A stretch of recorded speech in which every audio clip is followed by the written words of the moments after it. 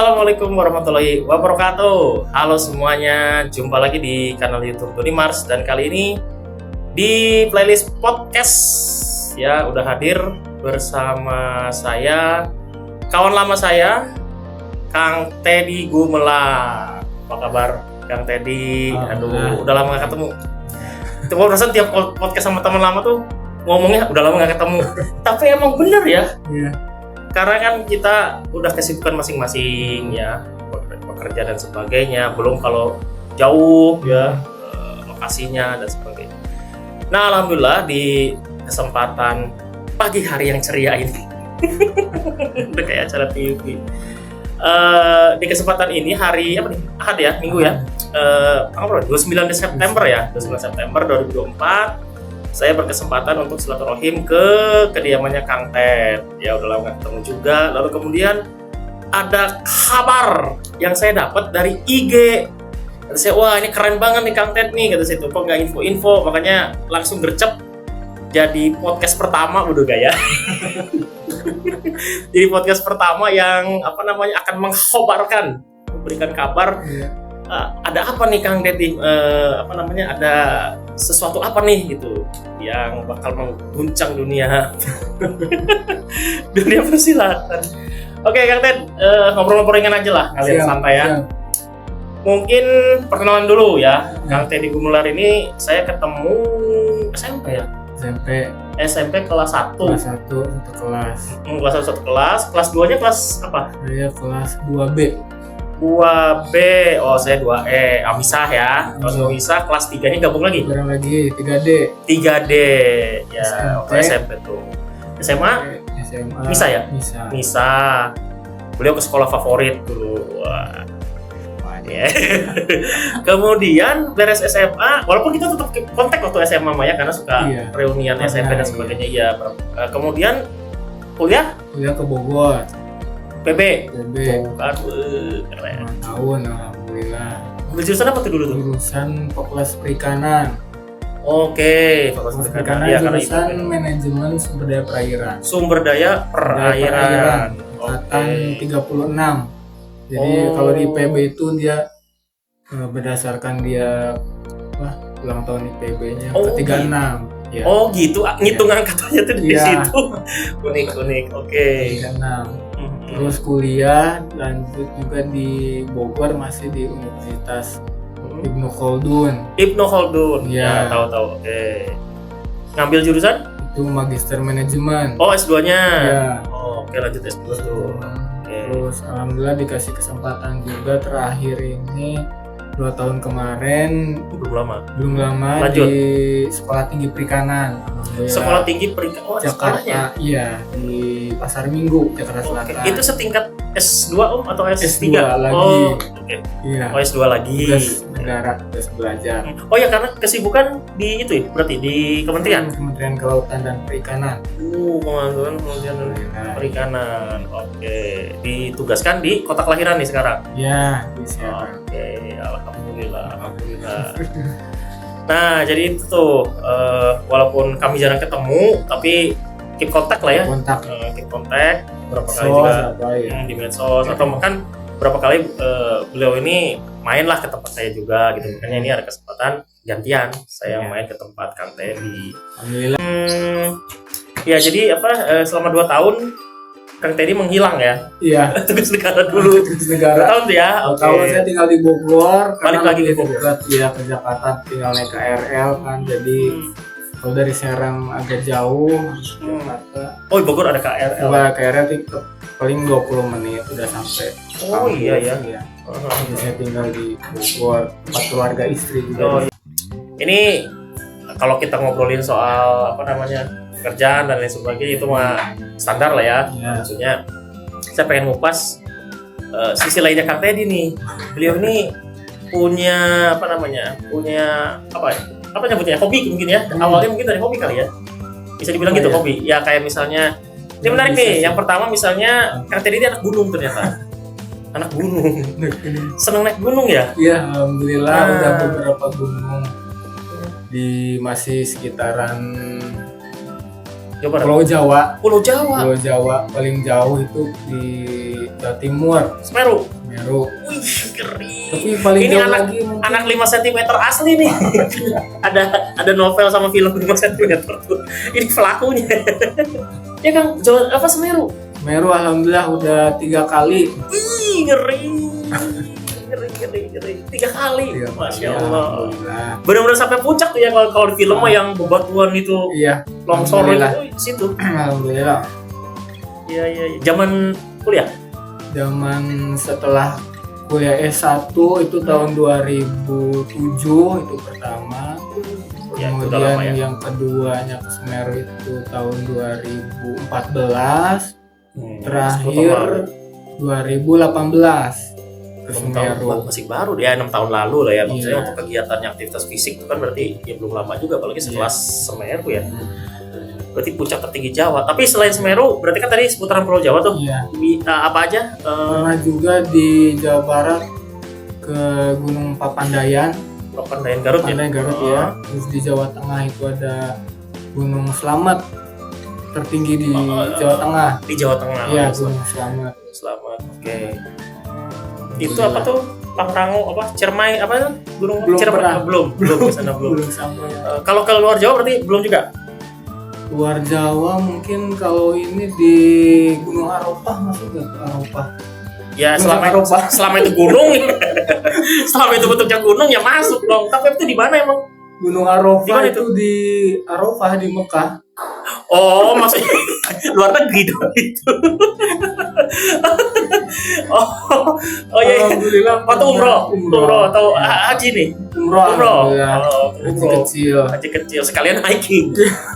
Luar biasa anak gunung. Ini anak gunung sejati guys. Jadi nggak mau di mana pokoknya ngeliat gunung naikin. Tapi ntar ngomong-ngomong Gunung Arofah wah semuanya harum lah. Gunung Pinang udah naik belum? Gunung Pinang. Jadi kalau di kota kita tuh ada belum. Waduh, belum afdol. Belum afdol. Jadi guys di kota kita itu ada semacam gunung kecil tapi ya atau bukit sih sebenarnya itu, cuma orang nyebutnya gunung gitu. Gunung Pinang. Wah kalah aja udah tuh SMA udah. Terus diajakin tuh Om Aduh menarik ya. Kemudian apa namanya? Saya jadi penasaran nih karena berapa kali, berarti kan satu destinasi misalnya kayak Semeru tadi udah 3 kali dan sebagainya. Berarti apa hiking itu atau mendaki itu nyandu ya?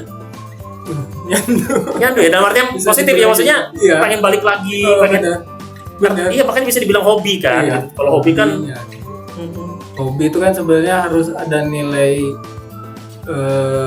menghasilkan sesuatu yang lain katanya Om Don. Nggak hanya sekedar melaksanakan hobi tapi juga misalkan ada nilai ekonomis gitu. oh ya, misalnya hobi bikin apa terus bisa dijual kayak semacam gitu ya. iya. Nah, kalau naik gunung Mungkin naik gunung Value-nya ini saya pernah juga kan nulis juga tuh. Itu masih sama teman-teman tapi masih sama teman-teman jadi dibukukan dalam suatu buku dan diterbitkan, dijual gitu. Oke, memoirnya ya? Iya. Semacam diary pendaki ya? Iya. Ya. Itu bridging sebenarnya ke hobi beliau yang lain tuh, nulis. Udah main nyundul. Emang kalau mau masih Kang tadi kalau waktunya masih siap. banyak. Saya pengen explore dulu. Oke, nanti kita akan ke situ tuh, dunia tulis menulis karena itu salah satu hobi Kang Teddy juga. Iya. Dan penulis handal juga ternyata Kang Teddy ini, berapa kali buku ini diterbitkan. Tapi saya pengen ngupas yang naik gunung nih karena saya bukan anak gunung ya. Gitu. Jadi penasaran tuh, apalagi ini ketemu orang yang memang hobinya itu. Gitu, jarang-jarang saya juga punya teman yang hobinya naik gunung beneran ya. Gitu, cuma sekedar main sekali udah. Terus besoknya juga pegal-pegal gitu. Tapi kan kalau kayak Teddy ini kan bisa dibilang apa ya? Kalau dalam hobi bukan profesional ya, istilahnya maksudnya ya udah kebiasaan ya. Nah, pengalaman kayaknya bakal menarik tuh untuk dibahas kan. Kalau gunung ya, gunung apapun itu ya, apa namanya, biasanya orang suka nanya standar tuh pengalaman apa, misalnya pengalaman paling menarik apa yang pernah Kang Teddy alami, entah itu pengalaman menyenangkan, menyeramkan, yang berkesan lah naik gunung. ketika naik gunung yang paling mengesankan lah, ada kejadian apa tuh yang nyeremin boleh, yang menyenangkan boleh, momentum apa atau kira-kira Mungkin yang paling menyenangkannya itu sisi olahraga ya, Don. Jadi ketika naik gunung itu kan keluar keringat gitu, kita keluar keringat. Kang muter-muterin rumah juga keluar keringat loh Kang. Tapi kalau saya susah olahraga sepeda-sepedahan sama anak gitu, keluar keringat susah. Oh iya. Itu mengasuh karena ngasuh. Nah terus ya Tapi si olahraga naik gunung tuh kerasa banget olahraganya, naik gunung keluar keringat bertahap kan, naik sedikit-sedikit keluar keringat banyak. Mungkin dari hal yang menyenangkannya ke situ, ketemu teman-teman, melihat pemandangan indah ya, surga ciptaan Allah, kemudian tadabbur alam kalau bahasa alam, iya. Terus juga ya tadi silaturahmi sesama teman pecinta alam ya. Alam, terus kadang-kadang kan kita lihat tempat baru. Oh iya. Destinasi baru. Ngomong-ngomong sejak kapan emang? Apa diikut map apa semacam apa? Kalau di UI kan Mapala ya, kalau nggak salah ya. Di IPB enggak ikut justru malah nggak ikut organisasinya enggak. Ikut. Oh. Tapi ada di IPB? Ada. Pecinta alam.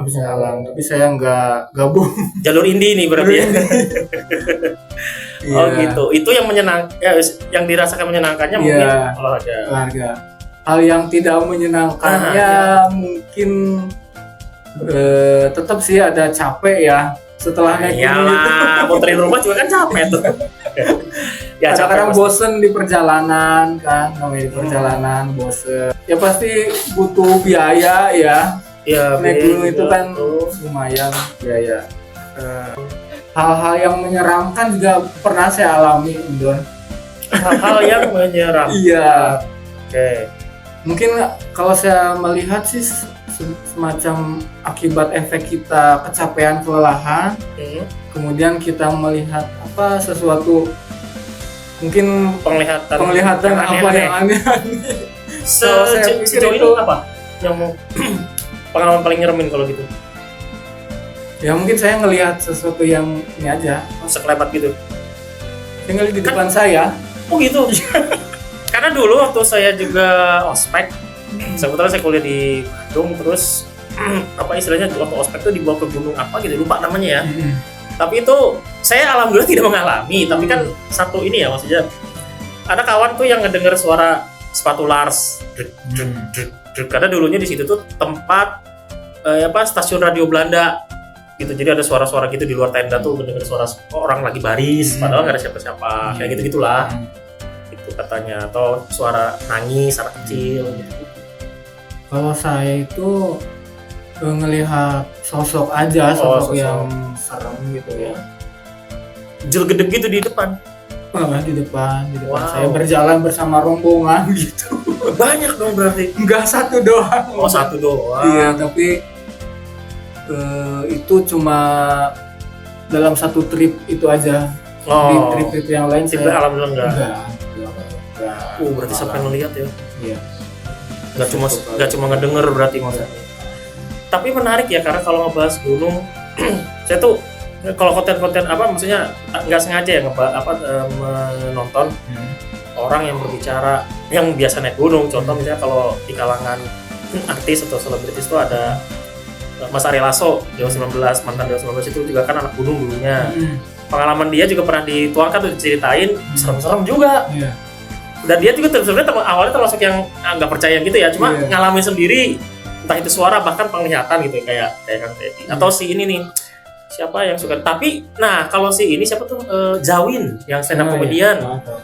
Kang Zawin itu sering naik gunung dan dia mah rada sombral, rada nantangin karena dia nggak percaya yang gitu-gitu, dan emang sampai sekarang kata dia nggak pernah dia mau dikasih pendengaran, penglihatan apa, dan emang niatnya juga erat. Nggak tahu ya, dia bilang sih ya karena gue nggak percaya, dan katanya ya gue nggak pernah ngalamin kok katanya. Dia nantangin buat muncul gitu ya. Iya, malah gue sengajain katanya.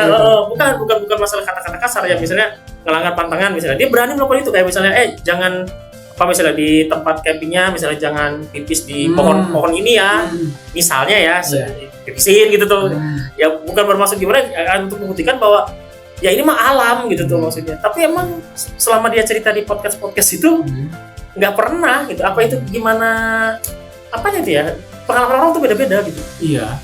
Pengalaman orang beda-beda. Tempatnya bisa jadi sama. Bisa jadi sama. Hanya memang itu kembali ke kepercayaan masing-masing juga. Suges masing-masing ya. Masing-masing. Ya. Kalau mungkin kesininya sekarang saya juga karena setelah kejadian yang pertama itu kesini-sininya saya nggak pernah lagi. Iya. Tapi memang sih kalau hal-hal gaib kayak gitu kan, kalau saya sendiri meyakini ada.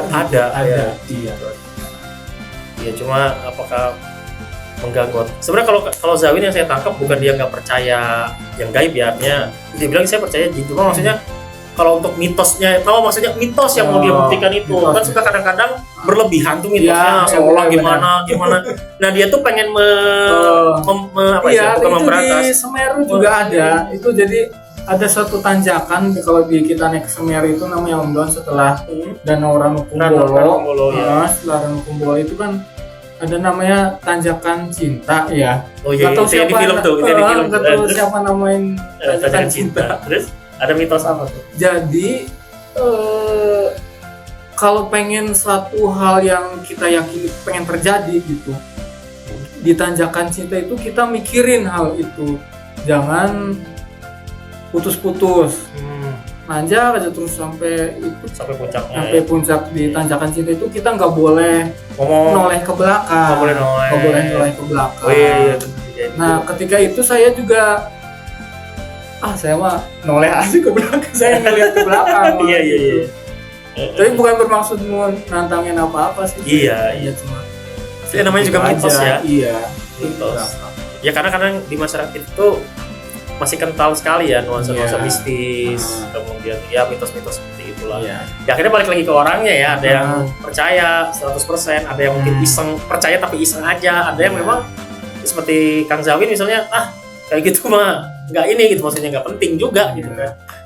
Kita kan naik gunung untuk rekreasi, tadabbur alam dan sebagainya. Ya balik lagi ke orangnya.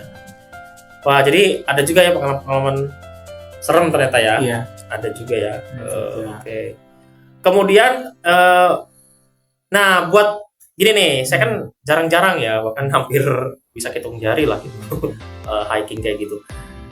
Kasih tips trik dong, ini dari yang real yang saya kenal langsung nih, soalnya tips trik untuk pemula deh. Kalau yang mau naik gunung apa dulu? Ya, kalau misalnya sebut nama atau kalau nggak kriterianya gunung apa dulu buat pemula. Terus apa yang mesti siapin tuh? Ya kalau yang standar-standar kan ya harus bawa P3K, air minumnya banyak gitu kan. Kita udah sering tahu. Ini mah pengalaman Kang Ted aja. Atau Kang Ted pernah nggak ketika dulu awal-awal tuh salah preparation gitu? Kalau dulu awal naik gunung itu sebetulnya memang sih standar aja. Preparasi yang standar tuh kayak sepatu, tas, pakaian ganti. Sepatunya sepatu yang nggak ini karena ya maksudnya nggak licin tuh ya, harus sepatu yang ini ya, sepatu yang cocok lah buat. Masa pakai pantofel? Iya. Ya sepatu olahraga lah ya, sepatu buat hiking lah, iya. Atau misalkan kalau buat pemula sih bisa yang kayak tadi tuh Bukit Gunung Pinang dulu. Itu kan kalau di tempat kita. Iya. Mungkin yang gunung-gunung kecil atau bukit dulu lah ya hiking.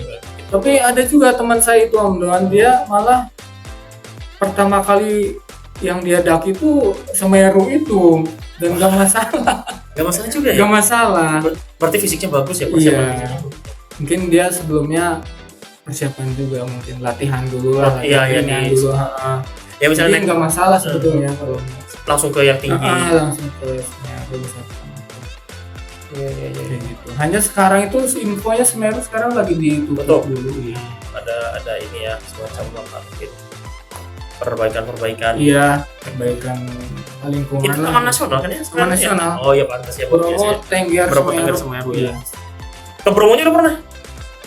Alhamdulillah.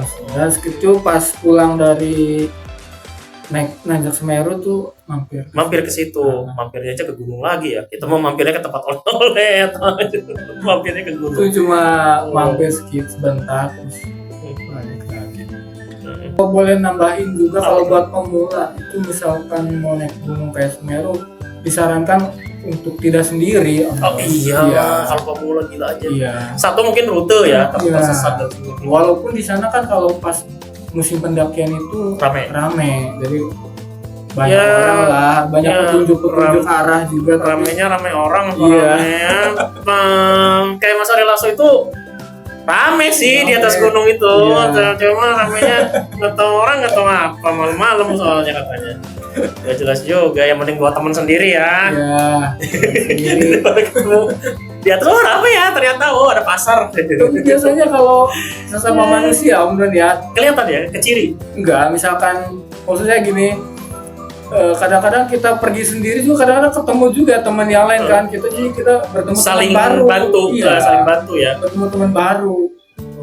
Ya, jadi istilahnya ada teman lah, tetap ada teman ya, tapi siapapun itu. Iya. Oke ya. Nah, apa namanya? Jadi pengalaman Kang Ted itu akhirnya pernah dimemoarkan, dibukukan bersama teman-teman pendaki lain yang tadi sempat cerita ya. Apa masih ingat nggak judul bukunya apa? Itu campur sebetulnya ya. Ada semacam antologi, kalau puisi mah antologi puisi gitu ya. Ini hanya kumpulan memoir. Komunitas lah, komunitas. Okay. Jadi bukan khusus komunitas gunung bukan ya? Gunung juga, hanya saya memasukkan tulisan naik gunung saya di situ.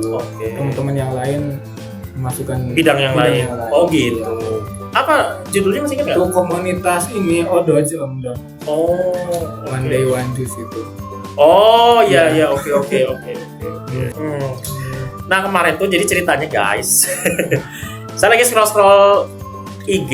Nah beliau ini ternyata sedang punya proyek ya, maksudnya ya lagi sedang ada garapan tulisan, ya proyek lah bisa dibilang ya, proyek menulis, dan ini mah menerbitkan buku ya, karya sendiri, maksudnya tidak bareng-bareng kayak kalau itu kan memoir bareng-bareng penulis lain ya, antologi. Kalau ini mah memang tulisannya Kang Teddy gitu. Iya, tulisan saya diterbitkan, dibukukan, yang judulnya adalah mana tuh Kang Teddy? Nggak apa-apa ditunjukin aja bukunya.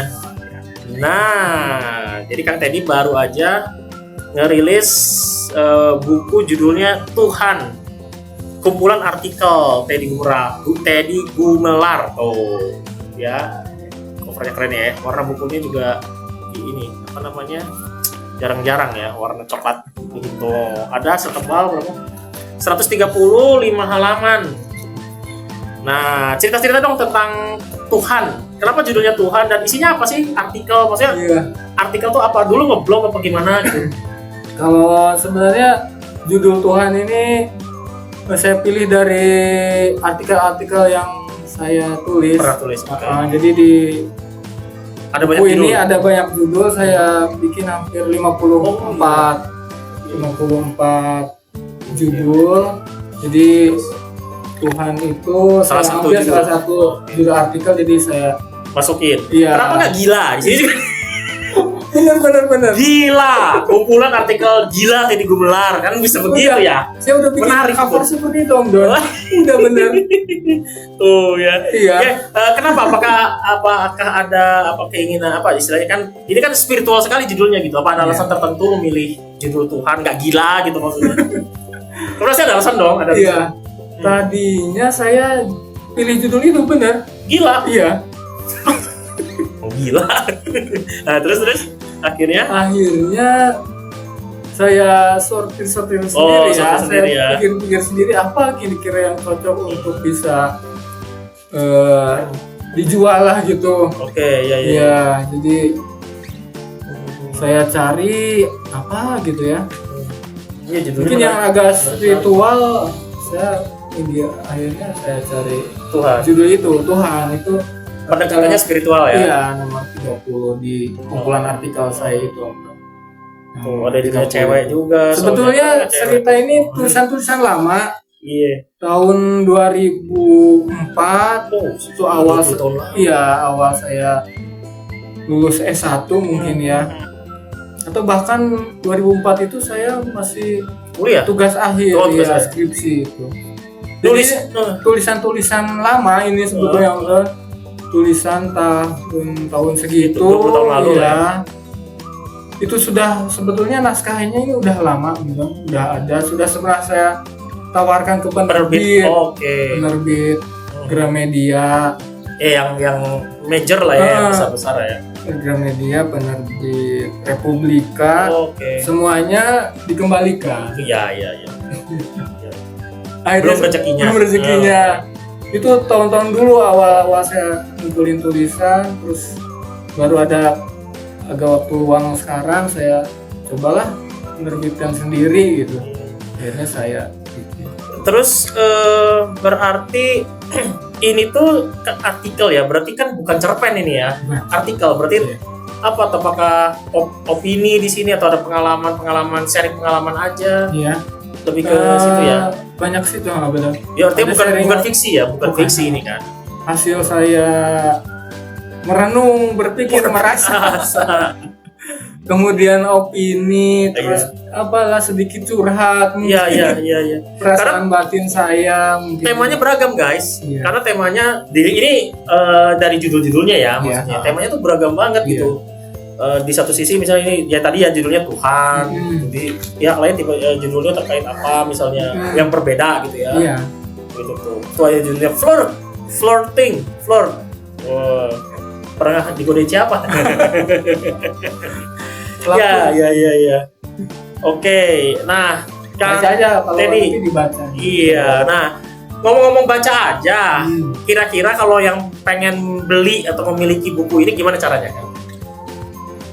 Hubungi siapa atau ada IG-nya kah atau gimana? IG saya Teddy Gumelar, Teddy Gumelar. Oh ya, nanti ditampilkan di layar ya guys.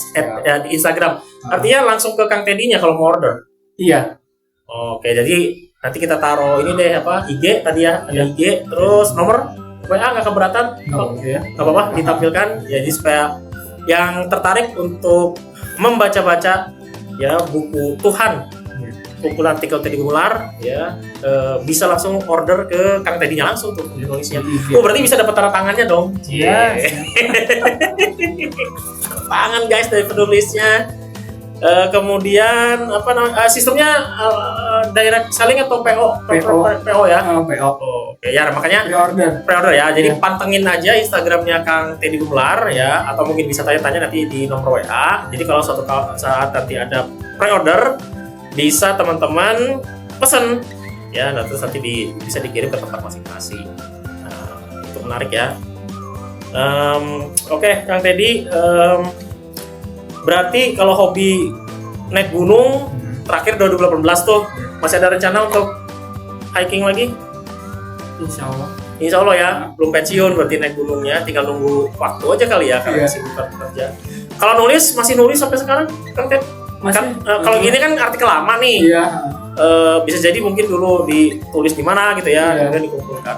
Sekarang masih aktif juga ya, masih senang ya? Masih alhamdulillah. Masih senang ya. Nah, berarti bakal ke depan juga kita tunggu nih karya-karyanya Kang Teddy Gumelar, tulisan-tulisannya.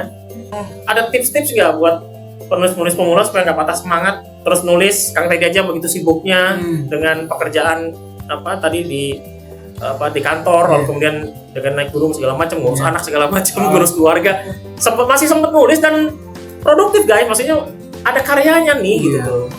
Jadi kalau saya saran sih buat penulis ya, misalkan dari curahan hati juga bisa dituliskan. Awalnya mungkin dari situ dulu. Semacam diary. Diary bisa. Kemudian apa tanggapan kita terhadap kejadian yang terjadi di sekitar kita mungkin tidak bisa kita curahkan ke orang secara kata-kata, bisa kita lewat tulisan seperti itu. Atau kadang-kadang juga ada yang katanya dia sakit secara psikologis, mental. Dia juga bisa mental health, dia lewat menulis juga dicurahkan. Jadi kebekuan pemikiran itu.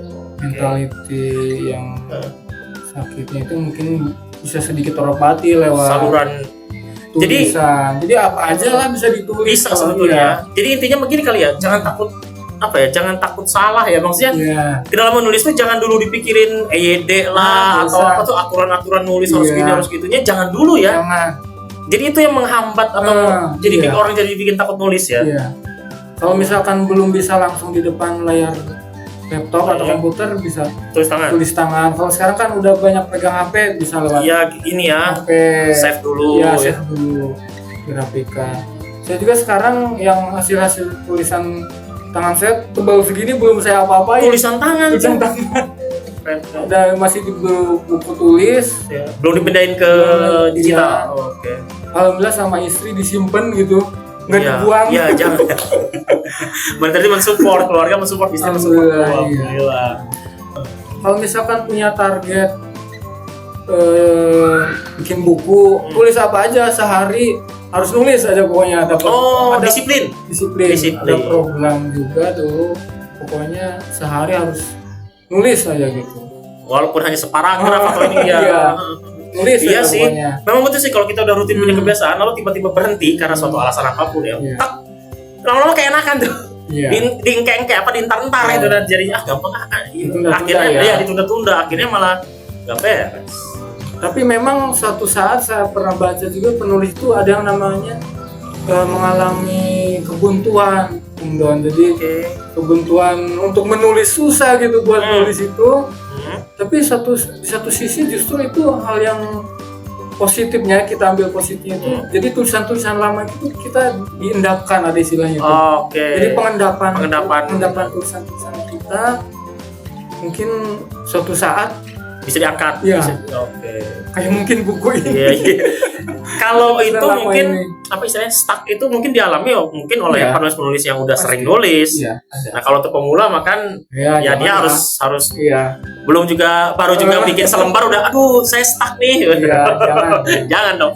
Tulis dulu misalkan sampai jadi bikin apa satu buku gitu ya, satu karya baru tuh kemudian ini. Dan memang ya buat penulis-penulis pemula juga bisa mulai dari kayak Kang Teddy tadi bareng-bareng tuh kayak antologi gitu ya. Entah itu cerpen, iya betul, puisi, cerpen, artikel gitu ya. Nah oke, guys, itu tadi obrolan-obrolan singkat dan hangat saya dengan Kang Teddy Gumelar ya.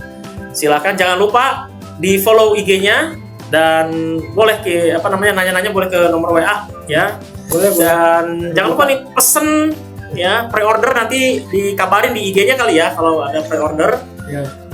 Bukunya Kang Teddy Gumelar yang judulnya Tuhan Kumpulan Artikel. Ini kalau ngeliat judul-judulnya sih guys seru dan rame kayaknya.